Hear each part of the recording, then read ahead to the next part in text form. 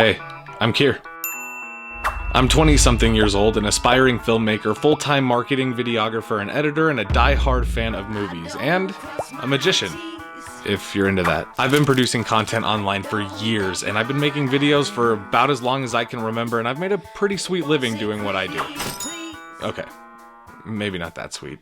But what I love, what I want, what I crave, and what I spend every minute of my life pining over is film. When I was about 10 years old, my mom bought my brother and I a camcorder and a 4-pack of those VHS-C tapes, and we spent the entire summer making home videos about anything that two tween wannabe Kevin Smiths would make.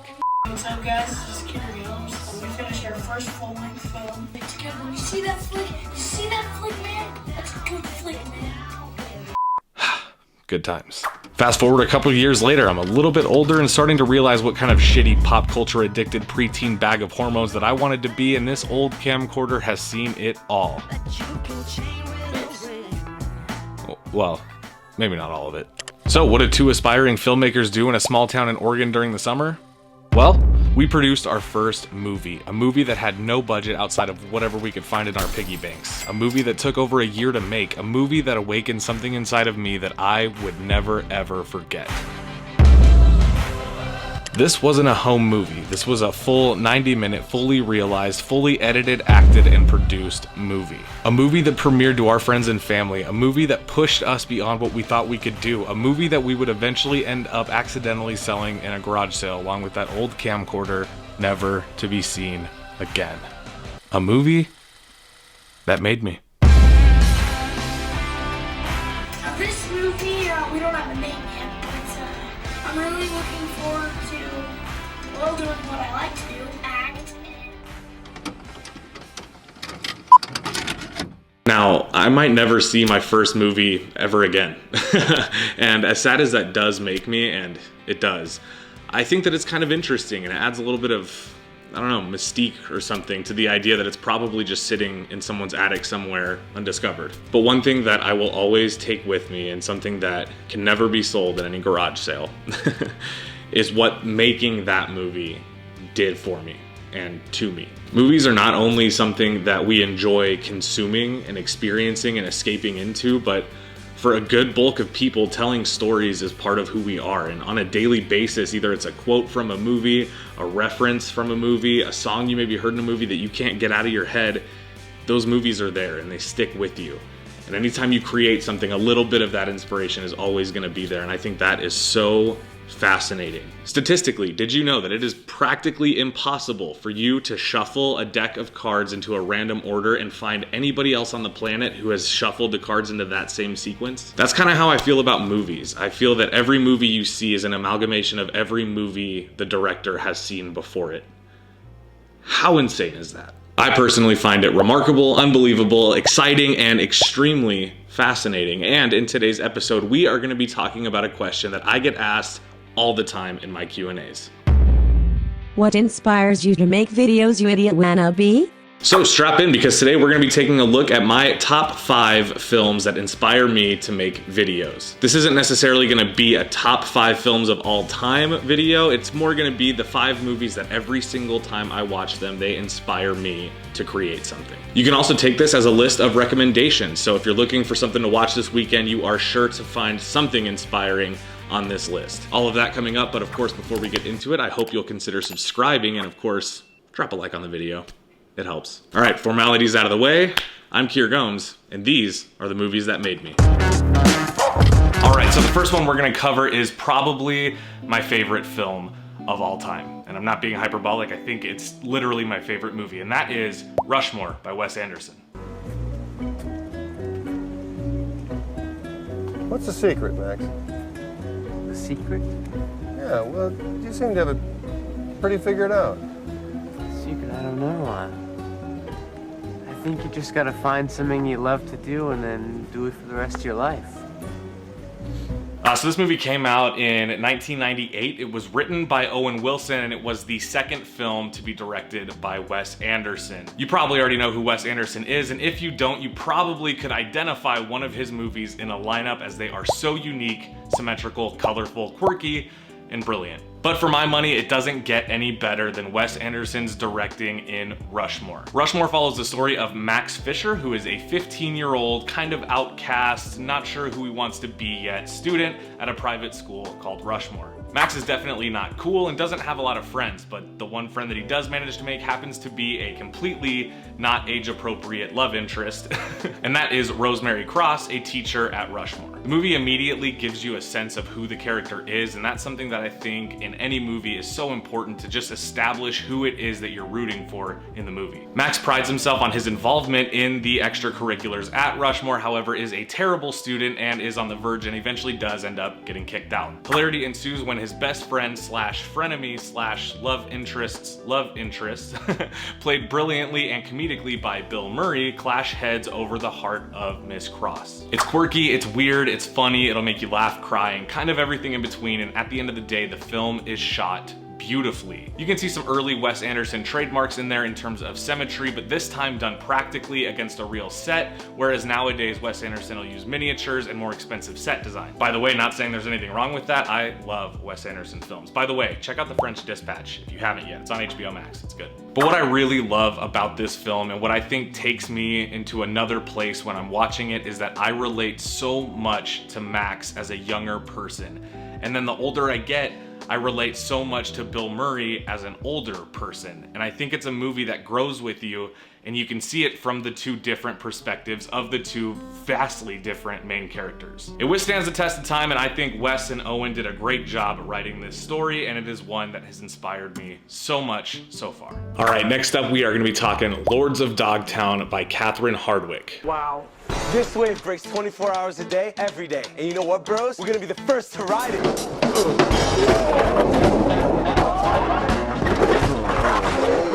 First of all, please do more movies like this. This is a biographical film that doesn't just follow the biography of one person, it follows the biography of multiple people. Along with a stunning cast of, at the time, pretty much unknown actors, this film brought everything together that you would want to see from a grimy, vintage skateboard phenomenon. There are some superstars or people that would rise to superstardom, as Emile Hirsch is in the movie as one of the main characters, Jay Adams, and you see Skip Inglum portrayed by the brilliant Heath Ledger, as well as a cameo appearance from Johnny Knoxville plays a small role, which I also really enjoyed. This movie has a brilliant graininess to it. It was obviously shot on film. It was extremely colorful. The color grading made you feel like you were in the vintage pastel vibe of the 1970s. As well, they portray LA and specifically Venice Beach as this dirty, seedy, kind of grimy beach, and it really does a good job of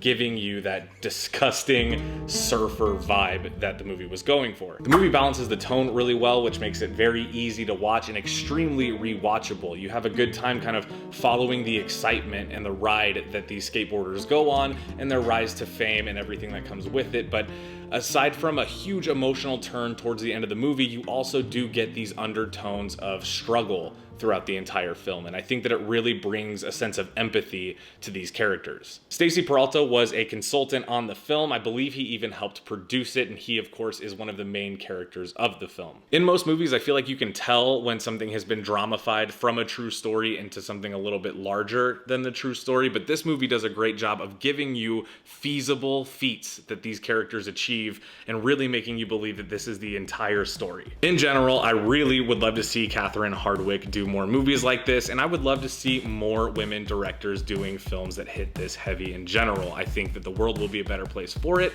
and I really enjoyed this movie, so, you know, make me happy. Number 3 is probably also an all-time favorite of mine and definitely deserves to be on this list, but the inspiration I get from this film goes back to the very first time I saw it, and that is Almost Famous by Cameron Crowe.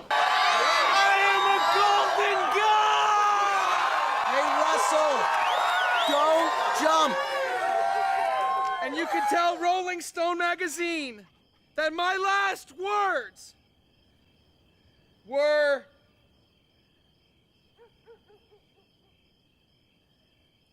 I'm on drugs. If you guys want to talk about an underrated director, Cameron Crowe is the pinnacle of underrated directors. Cameron Crowe has made movies like Jerry Maguire, Say Anything, Almost Famous, Vanilla Sky, some of the greatest movies ever. His best one, in my opinion, is the semi-autobiographical Almost Famous, which was released in 2000. Man, I was young when I saw this movie, and again, our main character is a young 15 to 16-year-old kid trying to find his place in a world unfamiliar to him. This movie, I'm not joking, it changed the way I see movies. The first time I saw this movie, I related to it so much, and I related to every single thing in the movie. It made me realize that telling my own story could one day make a movie. Amen. The older I get, the realize it's probably not gonna happen. My story's quite boring. Almost Famous follows William Miller, who is kind of a representation of the director Cameron Crowe in his youth at 15 years old. William aspires to be a writer and specifically a journalist for rock and roll bands in the 70s. Now for him, the ideal opportunity comes along when Rolling Stone offers him a chance to tour with one of his favorite bands and write an article about them. Of course, the story goes far beyond following a band on tour. There's all kinds of misadventures, first times, last times, again, heartbreaking tragedy, while at the same time you can turn around and laugh because of something hilarious that's happening in this adventurous world where nobody is comfortable. Is this Marianne with the pot? The soundtrack is amazing, the direction of course is really good, and I think what really sells me on this movie is the performances from the extremely talented cast. This movie stars Patrick Fugit, who is a pretty underrated and kind of unknown actor, but as well you see the faces of Kate Hudson as well as Billy Crudup and Jason Lee, and my favorite character in the entire movie, which is Lester Bangs, played expertly by the late Philip Seymour Hoffman. We miss you. And speaking of Philip Seymour Hoffman, did you know his son is an actor? In fact, he was just in Licorice Pizza, directed by Paul Thomas Anderson, which reminds me, let's get to the next movie on the list. All right, next we're gonna be talking about a movie that is not one of my favorite movies, but definitely a movie that does something for me in terms of inspiration. That movie is 2002's Punch Drunk Love by Paul Thomas Anderson. Now, it's hard to talk about film without talking about P.T. Anderson, am I right? The guy just knows how to make good movies. If you guys don't know who Paul Thomas Anderson is, if you've seen movies like Magnolia or Boogie Nights or Punch Drunk Love, or of course his new film Licorice Pizza, which stars the son of Philip Seymour Hoffman, something that I am very excited for. Punch Drunk Love follows the main character Barry, who is played by Adam Sandler in his definitely most dramatic role up to that time. Barry is a lonely, socially awkward man who calls a phone sex line to help quell the loneliness. What unfolds is a very, very interesting and weird and oddly motivated adventure by Barry to intervene in the situation. Now, what I love about this movie, again, is kind of the balance of tone. You see Barry go through kind of a extreme character arc, but in a very subtle way. Barry's a very insecure person, despite not needing to be. He owns his own business, he makes enough money to live, so he must be doing okay. But when he meets Lena, who is a friend of his sister's, he falls in love, and that changes his behavior, it changes the way he sees things. But rather than just getting that straight love story, the movie intertwines it with a little bit of drama and a little bit of suspense even. It's a very interesting movie. It's hard to explain why you should watch it and why it's so inspiring, but trust me, see the film one time, and if you don't feel like making a movie after that, then, well, come back and comment, let me know. All right, and coming in at number 5 is a more recent film, but this is definitely another favorite of mine, but specifically, probably my favorite horror movie ever made. We are giving number 5 to It, Chapter 1, directed by Anthony Mucietti. I saw something. There was this clown. Yeah, I saw him too. Look, it's all connected by the sewers. That's where it lives. Now, this movie was not only a pleasant surprise, but it was one that I am still ready to go to war for if you think this is not the definitive It movie. Now, I know I'm probably gonna get a lot of shade in the comments for saying this, but I'm not the biggest fan of the miniseries 1990 Tim Curry It. Hold on. I love Tim Curry. I think he did a phenomenal job as It. He's one of my favorite actors, but the movie needed updating, did it not? It Chapter 1 gives you everything you would want to see from a true horror movie, especially based on Stephen King, but it also introduces a new scope and a blockbuster budget that allows for the movie to go places that the other one simply couldn't go. Now listen, I think Tim Curry did a wonderful job as Pennywise, but I really think that Bill Skarsgård brought something to this clown that made him more menacing, more scary, and ultimately the stuff of nightmares. I'm not joking. I have nightmares. But this movie's cinematography was brilliant. Every single shot looked like it could have been taken out of a Stephen King based comic book. It's like the words written in the It novel were brought perfectly to screen without so much as a scratch that wasn't supposed to be there. I love the cast of kids in this movie, and I think it's awesome that most of them have grown up to do even bigger things in their early teens and now I guess into their early 20s. But the one thing that makes this movie stand out to me as a filmmaker and as somebody who enjoys movies is the idea of contrast. The thing that I love about this movie is that you see this cast of kids as kind of the heroes of the story, and every single adult figure in this movie is sickening or evil or twisted or creepy. Anthony Mucietti just did a great job of directing the film in such a way that the adults seem like out of touch, scary, creepy, shadowy figures, and these kids are kind of the only beam of light in this terrifying scenario. Couple that with a satisfying ending and then the ultimate disappointment, which was It Chapter 2, this movie stands on its own to me as one of the greatest horror films of all time. And now, I'm gonna have to kill this fucking clown.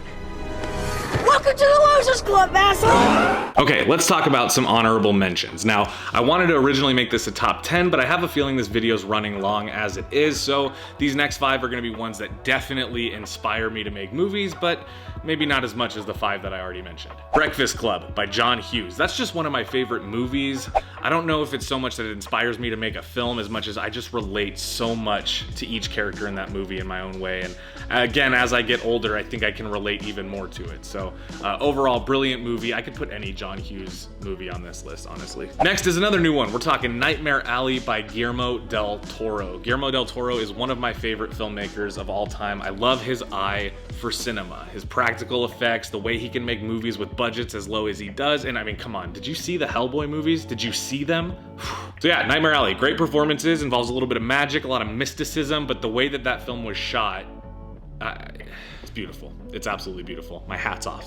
Next, we got Catch Me If You Can. That movie is just a brilliant movie, but what really inspires me about that movie is how long it is and how much happens over the course of it, but it's still rewatchable. For me, most movies that exceed 2.5 hours, they're hard to rewatch because it's so much. This movie I could rewatch any day of the week, don't care how long it is, I love it. Next we got The Shining by Stanley Kubrick. Now Stanley Kubrick, depending on how you see him or depending on how you see his films, could be seen as pretentious, especially for the era, but I really enjoy his cinematography in The Shining. The wide angle lenses, the big set pieces, the intense cinematography of the chase scenes between Jack and his family. It's a movie that I could watch any day of the week. It could be a rainy day, it could be a sunny day, it could be Halloween, it could be Christmas. I don't care, I love The Shining. And finally, another new one, we have Extraordinary, directed by Mike Ahern. Now, this was a weird one that my wife and I discovered on Showtime randomly. It's kind of a Irish folktale meets, it's kind of like a Irish indie low-budget Ghostbusters, if you can imagine that. And it is very funny, very good. It stars Will Forte, one of the funniest people in Hollywood, I think. If you don't know Will Forte, he plays MacGruber. Maybe you've heard of him. Anyway, brilliant cinematography. I love the color grading of this movie. I love the kind of faded film grain that it has. It looks as good as it is, and the movie's fantastic. So take with that whatever you want. So there you have it, guys. There is your list. These are the films that made me. And by that, I mean they're either films that shaped who I am as a person, down to core and moral beliefs. They're films that identify with me, that I identify with. And they're films that at the end of the day, every single time I watch them, inspire something in me to create something myself. I'm gonna be leaving the titles for all the movies that I talked about in today's video in the description, so if you guys wanna check those out, please do. I highly recommend it. Some of them are super underrated, and I'm sure you would appreciate them. So the next time you find yourself in a little bit of a creative slump, maybe one of these movies can help inspire your next idea, and it could be your greatest idea yet. Well guys, that's the video. I hope you enjoyed it. Please do like if you did like it. Please leave a comment letting me know what other types of videos or movies you would like to hear me talk about. All that being said, I hope everybody watching has a wonderful rest of their day. I know I will. And remember, film it or it didn't happen.